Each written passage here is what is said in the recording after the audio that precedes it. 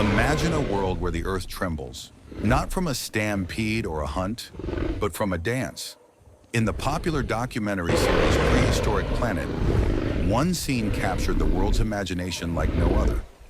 A male Carnotaurus in a clearing, waving its strangely small arms and stomping its feet in a rhythmic, elaborate display. It was a moment of grace from a creature we usually associate with raw, toothy terror. But as the credits rolled, a question lingered in the minds of viewers and scientists alike. Was this just creative filmmaking, or did dinosaurs actually have a romantic side? Did these terrible lizards really practice choreographed courtship rituals?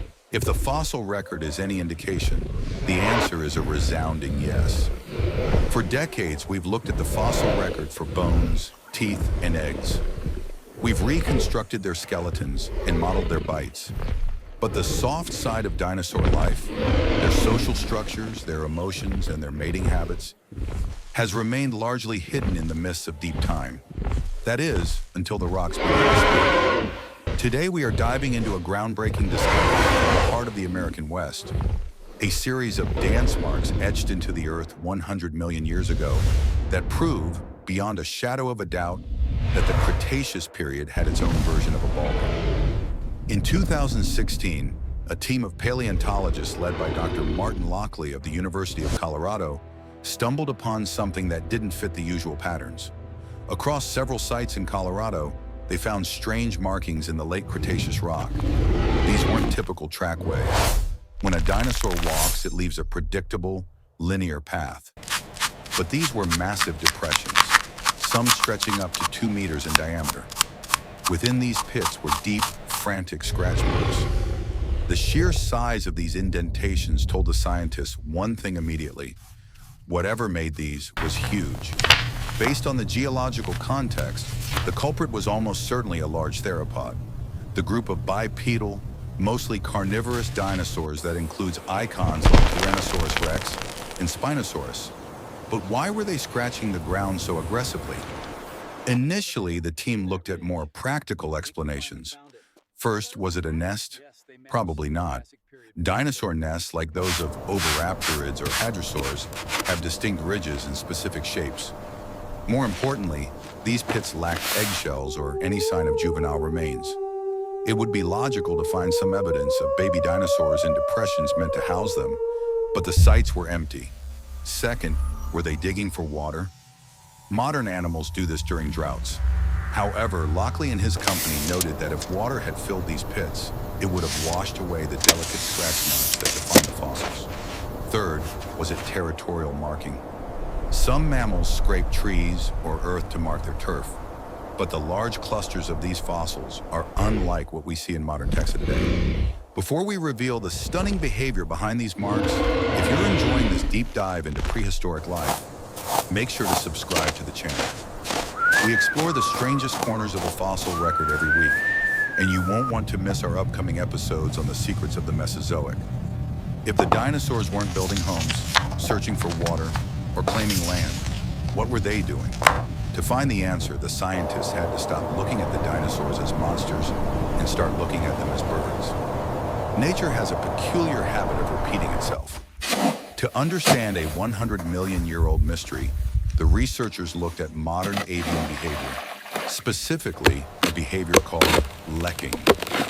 In the modern world, birds like the greater sage grouse, or various birds of paradise, gather in large colonies at a central location, known as a display arena or a lek. Here the males strut their stuff, advertising themselves to onlooking females. Crucially, they scrape and kick at the dirt in a frenzy of activity to get attention. The fossilized depressions in Colorado match this behavior perfectly. The random arrangement of the pits and the varying sizes suggest a gathering of many individuals, both mature masters of the dance and younger subadults trying to learn the moves.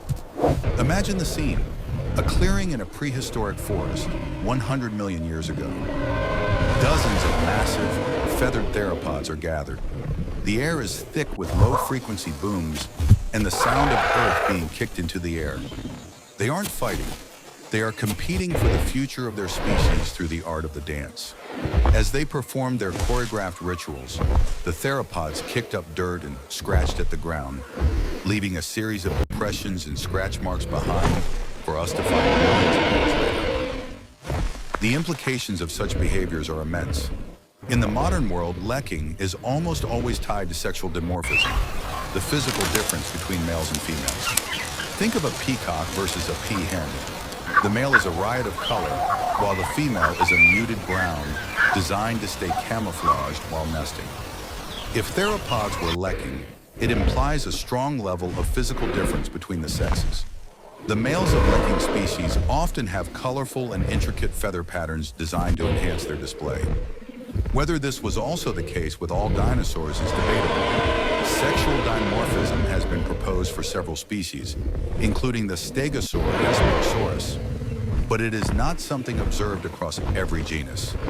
Additionally, females having muted colors may not have been as necessary for a large theropod, given that they were often the largest predators in their ecosystem with little recovery. Regardless, the prevalence of dimorphism in lekking birds suggests their prehistoric ancestors may have displayed similar vibrant traits.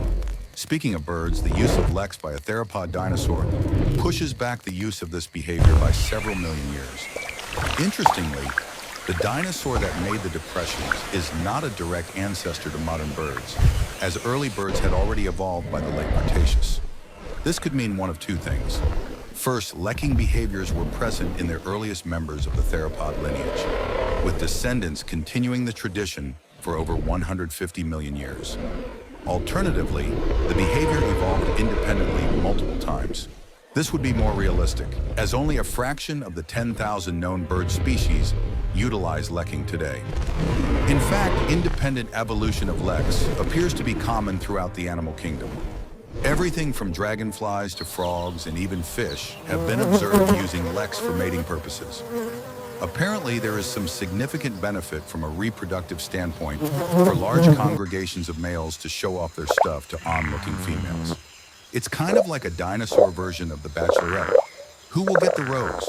My money is on the ceratopsians. Why evolve such tremendous skull ornamentation, if not for beauty and display? The fossilized markings made during these mating rituals have provided paleontologists with a unique glimpse into the reproductive lives of dinosaurs.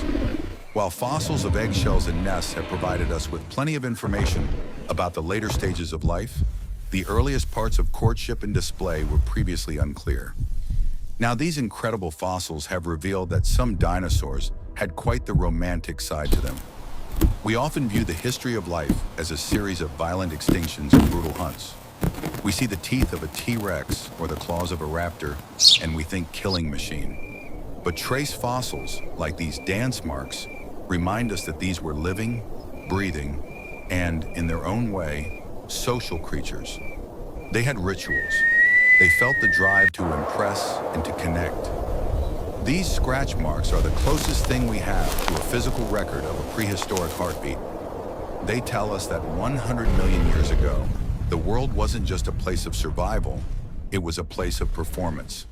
If you found this look into the romantic side of paleontology fascinating, don't forget to hit the like button and subscribe to join our community of fossil hunters. We have much more to explore in the deep past. I wonder if they celebrated Valentine's too. Probably not, given that lekking events usually occur in the spring as opposed to the winter. But regardless, these discoveries give us a whole new way to look at the ground beneath our feet. The next time you see a bird in your backyard scratching at the ground or performing a little hop, take a second look. You aren't just looking at a bird, you're looking at the distant echo of a dinosaurian dance that has been playing out for over 100 million years. Thanks for watching, and keep looking at the rocks. You never know what stories they're waiting to tell.